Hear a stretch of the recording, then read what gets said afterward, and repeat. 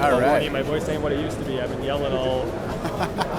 All right, is this quiet enough, or do we need to go to a quieter place? I don't think there is one. Awesome. Okay, what is your name and what do you do? My name is Gerald Undone, and I'm a YouTuber. I make videos for YouTube. Awesome. How did you get started? What inspired you? It's a long story.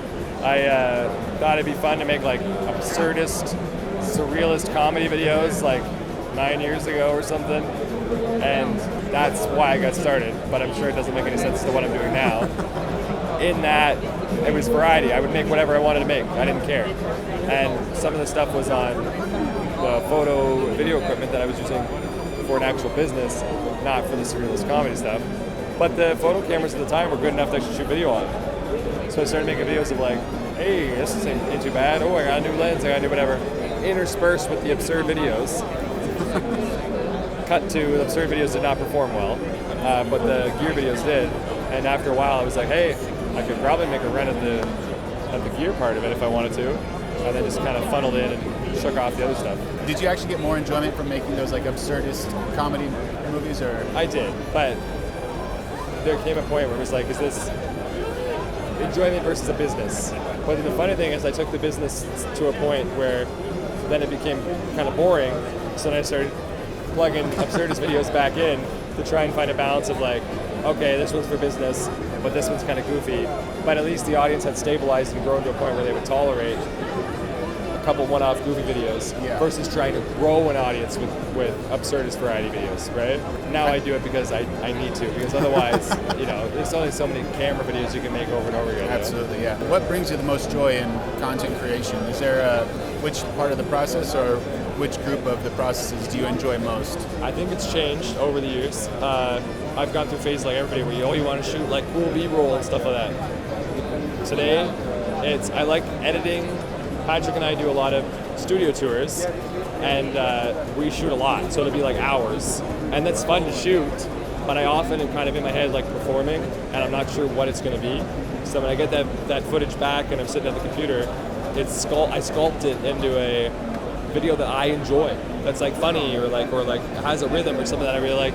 And it can be stressful when you're like, oh, did we get it? Like, we flew there, we flew back. Is there even a video? Did this work? But then you start chipping away the edit, and there comes a point in every single one of those edits where you go like, oh, this is something.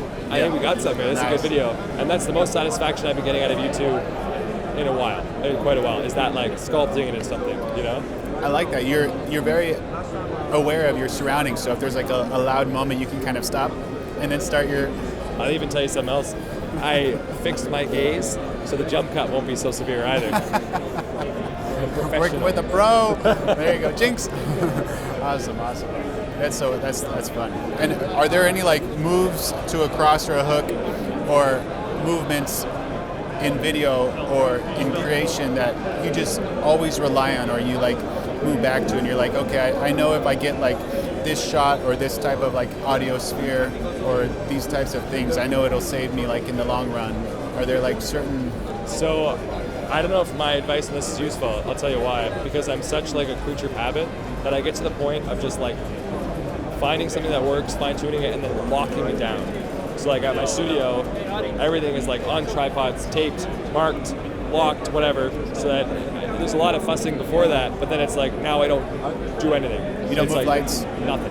This is what it is, and until I hate it, this is what it'll be. And then after a while, eventually you go like, I don't like it anymore.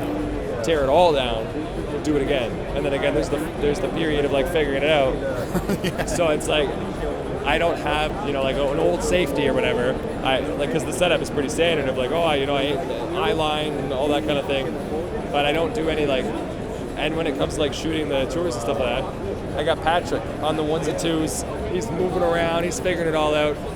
I would say, here's the thing, you gotta get somebody that can predict you, especially if you're a bit of a goofball like me, because you can shoot with a lot of people that like, you surprise them. You gotta have somebody that kind of like, knows what you're about to do, so you can keep up with it. It's handy. So find your Patrick Tommaso. Yeah. Right, man? Awesome. And at what point of your career did you actually start to hire out and stop shooting yourself and stop editing yourself? And yeah, so I haven't.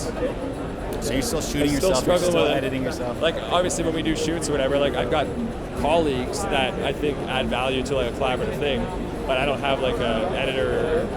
Patrick's got it, like he's a fully established content creator. He doesn't work for me, you know what I mean? But we do stuff together and it's fun because collaborations are fun. Absolutely. But I like the edit part, so I can't hire out the edit. I just said that was my favorite thing, and so I feel like maybe I should look at getting more of just like a PA kind of thing and just like across the board help with everything.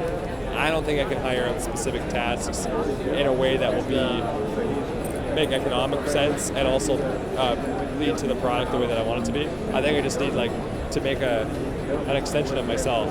It's like now I have just more hands for everything. I think that's the only way it'll work. If someone wants to make money with YouTube or with social media, what can you recommend to them? Build an audience first, whatever it is, and then you've got lots of avenues. If it's in products and stuff, you've got affiliate marketing and all that kind of thing. But if not, if you're making like more general audience, other stuff that isn't about products, sponsorships are probably always going to be your highest ticket item. But you're only able to negotiate that by having the audience, and it's hard to build an audience when it's money first. So build an audience and then find appropriate sponsors that you like to work with, that let you stay true to what you're trying to do, and that get you paid, ultimately. And then AdSense. AdSense works from the get-go, and nobody really cares about AdSense. But also AdSense isn't going to make you rich unless you're like doing massive numbers on general stuff, like general audience stuff. You know what I mean? So absolutely. For most people, AdSense is like it's nice to have a couple bucks, but it's not changing the game. Okay. Can you talk about your AdSense numbers? Yeah, like I don't know. I mean, it varies. My sector, I find is probably worth about like $14-15 per 1,000 views. There's other ones that get a lot better than that, other ones that get worse. This is probably general like photo video space. So if you do like a 100,000 view video, I don't know, maybe you get like, well, okay. Also those things you gotta split them. So I'm giving you like the CPM, but it's like you get like a 55% after it gets, and that's also based on paid views. So it probably works out to be more like $4 to $5 to you hard per 1,000 views. If I'm doing my math right, 1 million views is worth about $5K in AdSense. Okay. Does that make sense? Yeah. So if you can do 1 million views a month, you get $5K. If you can get 100K on a video, you get $500 on a video in AdSense. Not a ton of money, right? No, right. It's hard to do a 100K video. It is. So if you got to do one every time you want to make $500, it's tricky. But a 100K video can get you maybe 10x that on sponsorship money, right? So not 10x 100,000. You're not getting $1 million a video. 10x your AdSense. Yeah. That's what I mean to say. So. Okay. And what if someone created like a short series, like a just purely entertainment, like a comedy, romance series, a video that comes out one time a week or something like that, where people continue to come and watch this series? Yeah. How would someone monetize that? This is again for YouTube. Yeah. Same thing. I would get a weekly sponsor. Yeah. And maybe it's not even a sponsor at that point. Maybe it's like a promotional consideration by whoever, and every week that's what you'd be running, and negotiate a deal for however big the project is. Or you could, depending if the show has variants, you could do a few different sponsors, something like that. That's how I would try to make money on that. Okay. Again, AdSense is a gamble. Yeah. It's some sponsors all the way through. If you're trying to make money, that's what you're trying to do. And how does someone find sponsors? It's just with the audience that they have primarily? Yeah, so some will come just automatically because you have things, and then other things, you go to places like NAB and like talk to things. You could reach out to brands that you're particularly interested in, that you happen to see maybe you see an ad spot or they're spending money or whatever. Like, you know what, I love them, I use them all the time. Let me send out some emails. It's a bit of hustle. Yeah. And then there's also agents and management, like middlemen and stuff that you can use to help you get them. Okay. Avenues. So what does the next 2 years look like for you? I'm terrible at this question. I'm good for, 5 days ahead. Do you want to speak about 5 days ahead, or would you rather? You know what's funny? I did all my projects before this. It's going to be nice for the first time. Like coming home from NAB, I've got like a week or two with nothing on the docket, and I'm happy about it because I did a whole crunch to try and get videos done before here and post videos while I'm here. So when I go home, and that's as far as I'm looking ahead. Nice. And what are your thoughts on artificial intelligence? No comment on that one. Well, thank you so much, buddy. Yeah. Gerald, you're awesome, dude. Take care. You too.